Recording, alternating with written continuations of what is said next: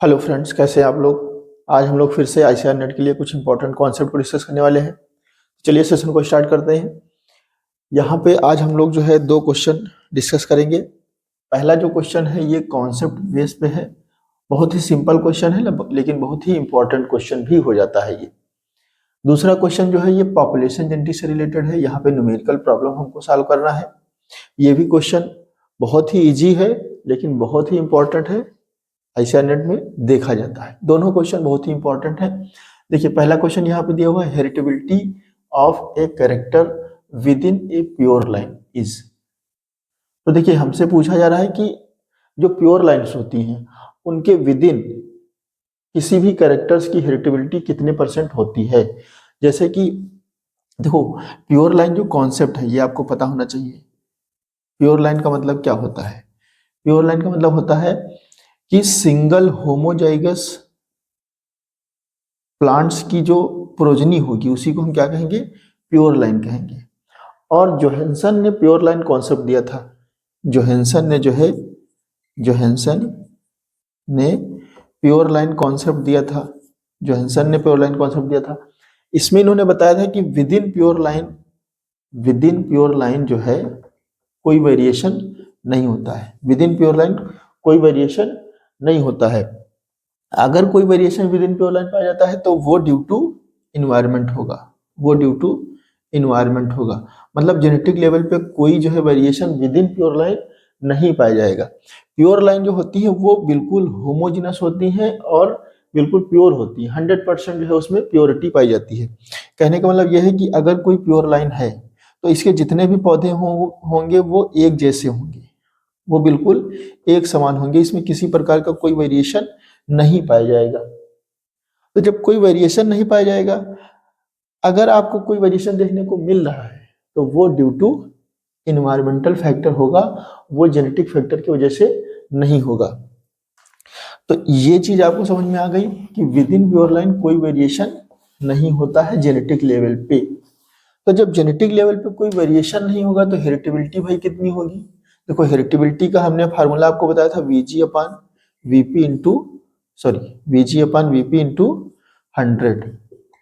अब VG मतलब genotypic variance divided by phenotypic variance into 100। अब देखो फिनोटिपिक वेरिएंस तो आपको देखने को मिल सकता है विद इन प्योर लाइन, लेकिन क्या जीनोटिपिक वेरिएंस आपको देखने को मिल सकता है?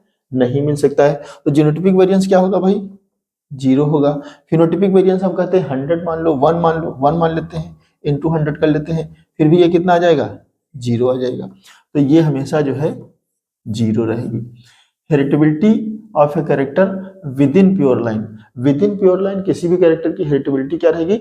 0 रहेगी, क्योंकि जीनोटिपिक लेवल पे कोई variation with in pure line देखने को नहीं मिलता है। दूसरा क्वेश्चन आपसे भी पूछा सकता है कि with in pure line selection effective रहेगा या फिर नहीं रहेगा।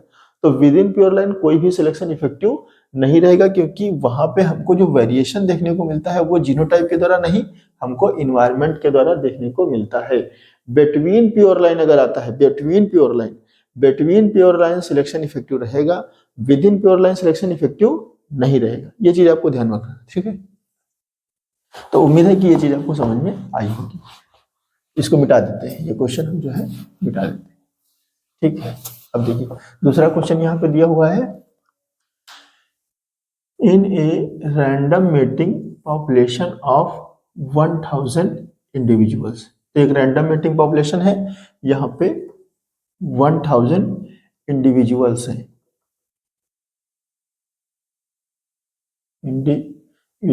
ठीक है। यहाँ पे 1000 इंडिविजुअल्स हैं, जिसमें से जो है 360 have genotype of capital A. इसमें से जो है कैपिटल वाले कितने हैं? 360 हैं। और 480 have capital A small A genotypes. Capital A small A वाले कितने हैं? 480। 160 have small A genotypes. Small A वाले कितने हैं भाई? 160। इन टोटल इन सबको जो है अगर टोटल करेंगे तो कितना आएगा? 1000 आएगा। The frequency of capital A allele in the population is. हमसे जो है कैपिटल ए एलील की फ्रीक्वेंसी जो है पूछी गई है, पॉपुलेशन जेनेटिक्स का क्वेश्चन है। बहुत बार पूछा जाता है। Hardy Weinberg equilibrium, Hardy Weinberg law जो है आपको हमने बताया है। ये जब हमने जो है pre and post Mendelian concept of heredity आपको बता रहे थे, तो उसमें हार्डी विनबर्ग लॉ जो है हमने आपको बताया है, पोस्ट मेंडेलियन कॉन्सेप्ट के अंतर्गत आता है। इसमें ये बताया गया था कि किसी भी रैंडम मेटिंग पॉपुलेशन में जीन और जीनोटाइप की जो फ्रीक्वेंसी रहती है, ये जनरेशन आफ्टर जनरेशन फिक्स रहती है, इसमें कोई परिवर्तन नहीं पाया जाता है। अगर जो है म्यूटेशन नहीं होता है, अगर म्यूटेशन नहीं होता है, माइग्रेशन नहीं होता है, रैंडम ड्रिफ्ट नहीं होता है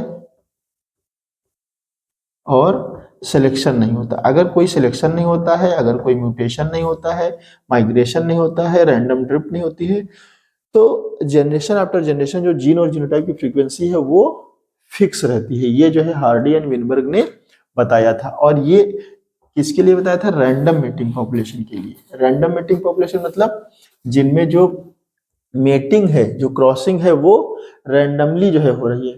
मतलब मेल का जो पॉलन है वो किसी भी फीमेल पे जो है जा करके पॉलिनेशन कर सकता है, उसमें किसी प्रकार का कोई कंट्रोल नहीं है। ठीक है, तो यहाँ पे ईच फीमेल के पास जो है इक्वल अपॉर्चुनिटी होती है कि वो ईच मेल के द्वारा पॉलिनेट किया जाए। ठीक है, तो रैंडम मेटिंग पॉपुलेशन ये होती है। अब रैंडम मेटिंग पॉपुलेशन में देखिए मेंडल ने हार्डी विनबर्ग ने क्या बताया था? जीन और जीनोटाइप की frequency generation after generation same रहेंगी, मतलब कांस्टेंट रहेंगी। तो यहाँ पे देखो जीन की जो फ्रीक्वेंसी है उसको जो है यहाँ पे इन्होंने डिनोट किया था P plus Q equal to 1 से। सपोज दैट दो एलिल हैं, यहाँ पे कैपिटल ए हो गया, यहाँ पे स्मॉल ए हो गया, तो कैपिटल ए को P से और स्मॉल ए को Q से इक्वल टू ये क्या होगा? 1 होगा। जीन की फ्रीक्वेंसी हो गई। जीनोटाइप की फ्रीक्वेंसी को P square plus 2PQ plus Q square equal to 1। जैसा कि आपको पता है, देखो जब आप मोनो हाइब्रिड क्रॉस पढ़ते हैं तो capital T into small T का जब क्रॉस करते हैं कैपिटल टी स्मॉल टी आता है। उसके बाद जो है यहाँ पे कैपिटल टी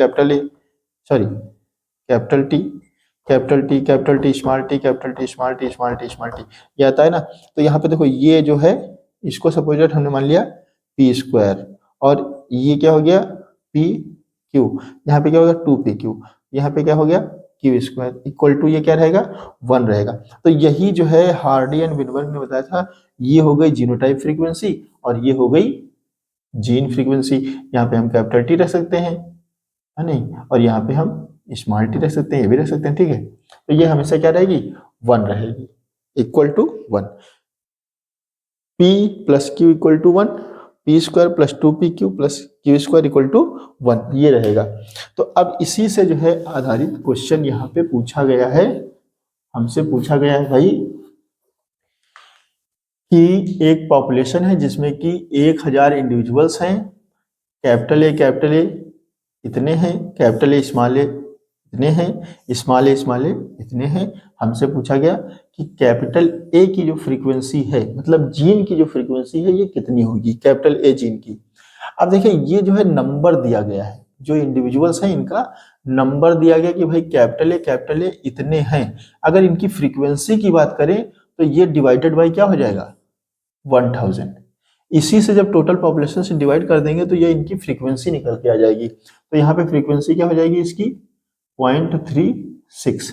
इसकी फ्रीक्वेंसी क्या हो जाएगी? 0.48। इसकी फ्रीक्वेंसी क्या हो जाएगी? 0.16। और इन सबको अगर जब जोड़ोगे आप, जैसे अगर हम इसको जोड़ दें, ये मान लो पहले जोड़ दें 0.36 और 0.48 0.16 जोड़ दीजिए, ये हो गया 0 और ये हो गया आपका जो है 4 4 8 और 10, मतलब ये आपका जो है ये हो गया नहीं। तो यहाँ पे कुल मिलाकर के आपका क्या आ जाएगा? ये इस तरीके से आएगा 0, तो यहाँ पे 1 आ जाएगा आपका। टोटल कितना आ जाएगा? 1 आ जाएगा। तो इस तरीके से P square plus 2PQ plus Q square equal to 1 आएगा, P प्लस Q भी 1 आएगा। अब हम जो है न्यूमेरिकल की तरफ देख लेते हैं।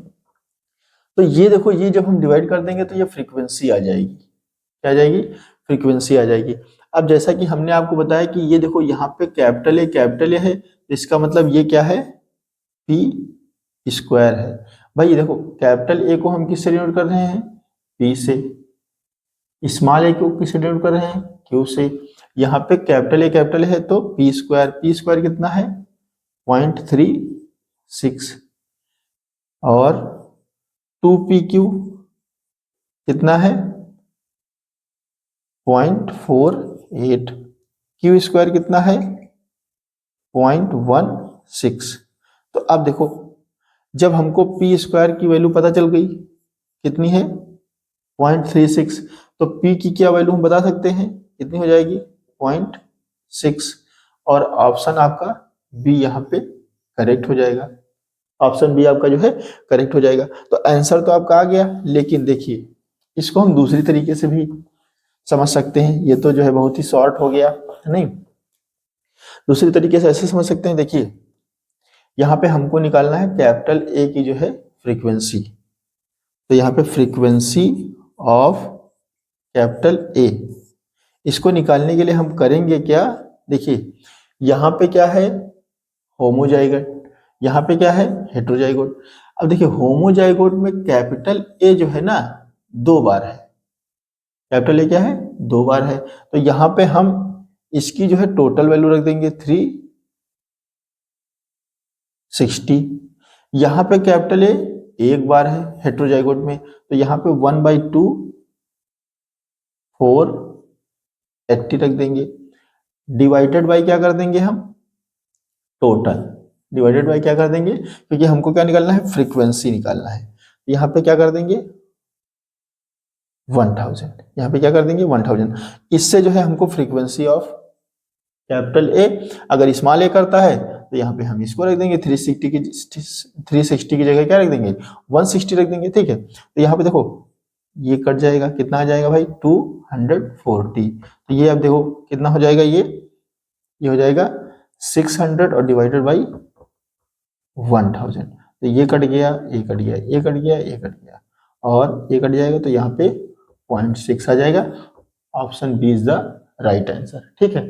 तो उम्मीद है कि ये चीज आपको समझ में आई होगी। आज के लिए बस इतना ही, मिलते हैं, थैंक यू वेरी मच।